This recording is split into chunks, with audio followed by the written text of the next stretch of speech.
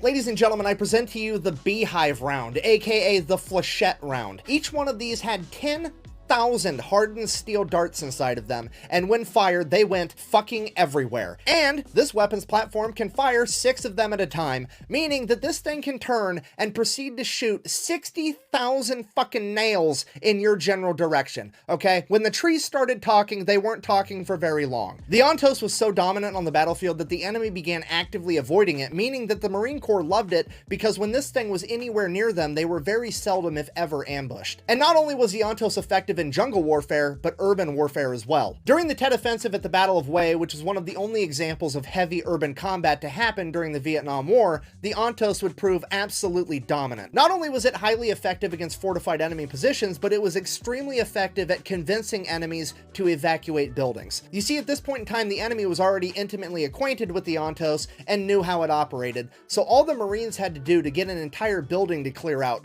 was shoot the 50 caliber spotting rifle through the window a couple times, and all of the enemies would, and I quote, scurry out of the building like rats when you turn the lights on, because they knew what was going to come next after that 50 caliber round. Unfortunately, the original 300 M50 Ontoses would be the only ones ever created, and after the Vietnam War, the remaining ones would all be turned over to the US Army, where they would be decommissioned, stripped down, and sold off to construction companies as tracked vehicles. Luckily, however, some of them did make their way into museums where their legacy is still preserved today.